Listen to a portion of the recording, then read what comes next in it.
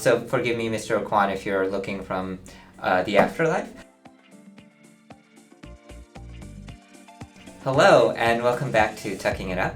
My name is Tuck, and on this channel, generally we play around with makeup. Sometimes we'll talk about the X-Men or video games, but makeup is usually the name of the game. So today, I'm going to continue on the theme of makeup, and actually, I'm going to recreate a look from Kevyn Aucoin's book, Making Faces. Specifically, it's the Anarchist, and I'll pop up a picture of it somewhere over here. Yeah, if that looks interesting to you, please stay tuned, and I hope you enjoy the video. So, as the name of the look implies, right, it's called the Anarchist. It's more about, I would say, conjuring up a feeling than necessarily adhering to, you know, the actual shape or what he has done in the picture. That said, I do like what he did in the picture, so I am actually going to follow it pretty closely. And even though he has step-by-step instructions here, I'm a little bit skeptical that that's the complete all of the steps that he took, because the model does look like she has more stuff that's been, you know, sort of done to her face than what he's listed here, but, you know, whatever, that's fine. Yeah, so it's going to be a pretty faithful recreation. Probably going to tweak the colors just a tiny bit, and then I might add a little bit more of I think a bit of a smokier base, just to really pop that shape. Yeah, so let's go ahead and get started then. I want my skin to look quite a bit paler than it actually is, and I just want to do that so that the colors sort of really pop, and I think that will help the look be even more intense than it would have been otherwise. So to get paler skin, what I'm going to do is I'm going to mix two shades from Maybelline's Fit Me Matte Poreless Foundation line. I just had these lying around, but the first is 122 Creamy Beige. It's this one. As you can see, it's not that far, at least in person, it doesn't look that far off, but it is a little bit lighter. And then the other, I'm going to mix it in with a little bit of 102 Fair Porcelain, which is right here. This is kind of the wrong undertone, but that's okay. Hopefully that will give me the right amount of pale and not just make me look strange. Although it could make me look strange, it might be a nice thing also. I've actually kind of broken one of the rules, I guess, or gone against one of the instructions for this look. So forgive me, Mr. Aucoin, if you're looking from the afterlife. But you know, this is called the Anarchist, right? So let's break rules. Let's just do what we want to do. And so actually the first step of this is concealer can be spot applied, but only if needed, and no foundation. But for me, if I do a strong look like this and I don't have foundation, I found it just looks quite off. Step 2 is to do the brows, and it says here brows are brushed and lightly penciled. So basically that's what I'm going to do, except I'm going to also use black eyeshadow, just a tiny bit, just to make sure my brows really read, especially at the tails, since I don't have much of a tail on my brows. And the shape we're going to go for is kind of arched. And I think I want to do that because it'll have, you know, in the picture you can see there's that nice, sort of very graceful spot where the arch of the brow meets the swoop of that tail. So I'm going to try and echo that.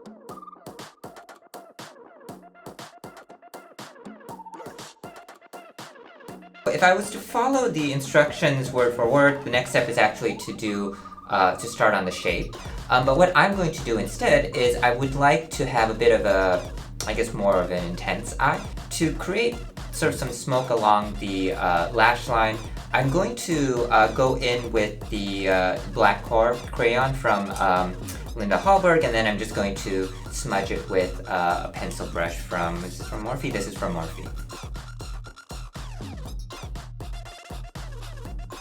Now I'm going to go ahead and put a wash of color all over the lid, and I'm going to use the shade Taboo. It's this one right here from the Mothership. Let me go closer now that I actually can do this with this camera.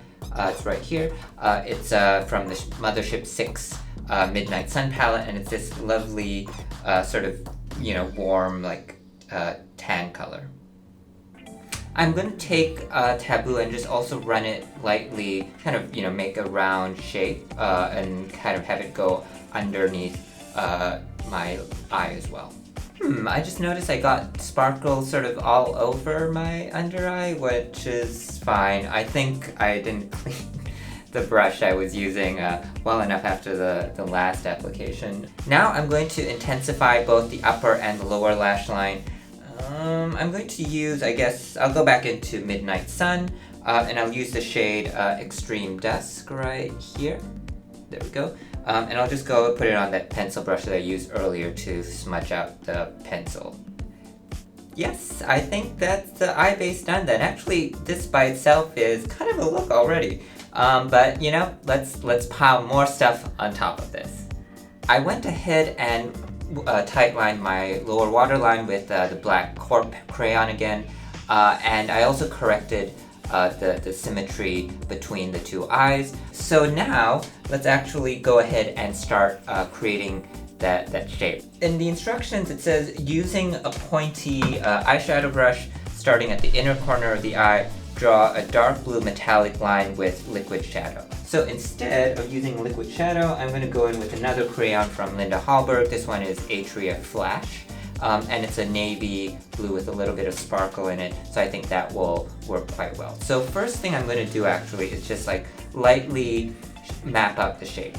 So because I don't have much space between my upper lash line and my brows, I'm going to have to look straight on in order to get the shape right and then make sure it's delicate enough. If I do that on camera and you're like facing straight forward like I am right now, you won't see what I'm doing. So I'm just gonna turn to the side a little bit. Not perfect, but I think good enough for now, because what we can do later on is go in with foundation or concealer, cut it and really make the shape, and I will refine. I'm gonna go over this with eyeshadow as well, so we can really refine the shape that way.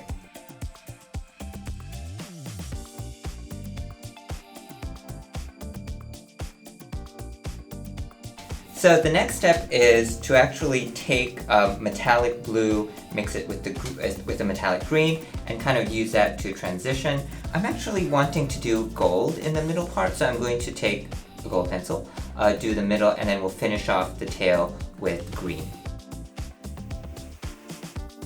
Okay, so that's gold pencil down, and now I'm going to go in with a green pencil. I'm going to use the Vega Flash Crayon again from Hallberg. So the shape isn't, you know, like the edges are not perfect, but that's okay because we're going to refine them now with some eyeshadow. And I'm going to use the shade Draco from Metallic Mysteries 2. It's this emerald green. I use it actually quite a bit, just because I really quite like it. So I'm stamping actually a little bit more than like drawing with this with this brush, just because my skin here is not super tight, so if I draw I might drag it out. But I think for the very tips I'm going to use a very, very fine brush just to really make sure it's sharp. The best obviously would be to do what Mr. Aucoin did and use liquid eyeshadow, because then you can get very precise, but I don't have any liquid eyeshadow and I don't feel like kind of wetting my brush. Well, I guess I could do that. Maybe I'll do that. Anyway, for the gold, I'm going to go in with the shade. It's going to be Gold Standard, and I'm just going to use the one. I have several copies of this. It's from McGrath, and the one I'm going to use is from my depotted Ecstasy Subversive palette. This one right here, so just like a yellow gold. But I think it's really, I just like it.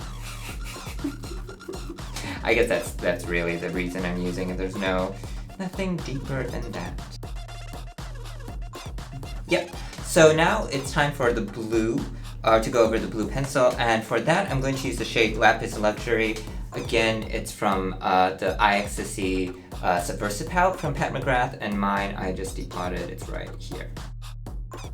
You know what? I will wet this brush. It's this really fine, like, okay, let's see. I don't want to do that stupid beauty guru thingy because I'm not one of those. But anyway, will you focus on this? It's probably too fine, I guess. Okay, so I will have to do this, I guess. There we go. This really fine pencil, this really fine liner brush. Oh, and a tip I learned about, like, if you're gonna use a wet brush with your shadows, sometimes what can happen is what's called hard pan. And so then it makes getting the shadow dry a little bit more difficult. And so one way to avoid this is if you have a wet brush, you just go into like a very particular like corner of your shadow. So for me, I just always do it on the upper right hand corner, just so then you have a spot maybe that does get hard pan, but if you're using that for the wet, portion, that's fine. And then the rest of the eyeshadow is kind of spared, basically. Alright, I quite like that. Okay, so that's the final shape then. It's actually not too far off from what's in the picture. And to clean up the edges, I'm just going to do it off camera, and I'll be right back.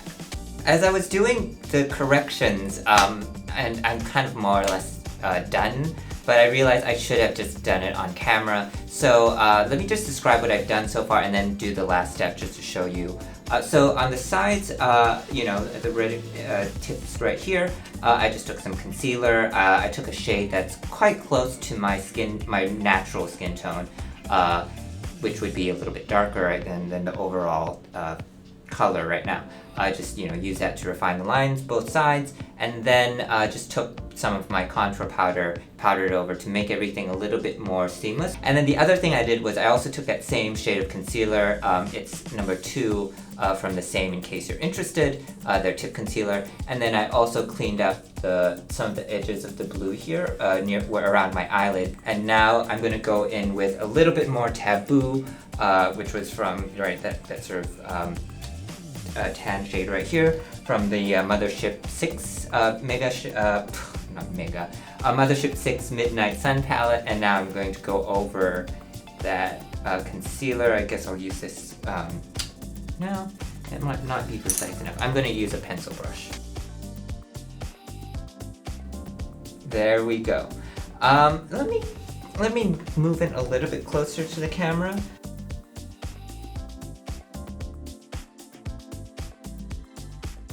So now that the eyes are done, I'm going to move on to the lips. At this point, we've veered quite off script, I think, but the final product in terms of the eyes, I think is still close and is in the spirit of the original look. And again, anarchy, do whatever you want, right?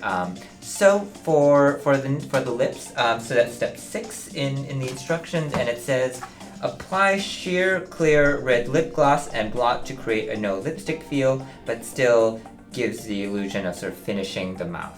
But instead of going with red, I'm going to go in with a lip liner and then kind of a more, I guess, like slightly glossy satin finish lip color. So I'm going to go in with the shade Con right here. It's very close to my natural lip color, just a little bit darker, I think.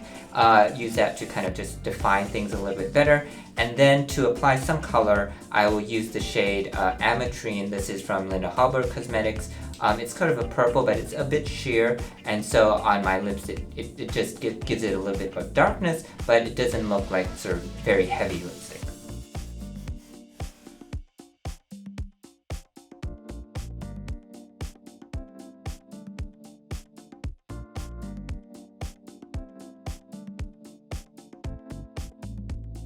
That's the finished look. I'm quite happy with how it turned out in the end. Honestly, I was feeling a little nervous during the process, especially when I smudged that blue pencil early on, but I think it's turned out okay. There's a couple of things I would change if I were to redo this. First, I would make my eyeshadow base a little bit less heavy. I think right now it might be competing a little too much with the graphic shape. And the second thing I would do is not have the gold, which I think the gold is okay, but it does take away sort of from that intensity of the look, I think, and gives it more of like, hey, party vibes, which, it depends on what you're going on for. But for me, I think this would have been more effective without the gold. So I should have trusted Mr. Kevyn Aucoin. As to why I've been feeling uninspired, I still have a raging pandemic, especially in the United States, but it's also kind of resurging around the world. Hopefully the vaccine rollout, continues smoothly, and, 6 months from now, I'm not still stuck at home with all the restaurants, all the galleries, all the museums, basically everything closed. Okay, so if you stayed so far into like this part of the video, thank you so much. Please like, subscribe, all that sort of good stuff. And if you want to leave a comment, I'm very responsive, although that might be kind of a negative for you. So actually, if you do leave a comment, let me know if you want me to reply or not. I will not be offended if you say, this is just an observation. You don't have to say anything bad. But anyway, thank you again, and until next time, bye!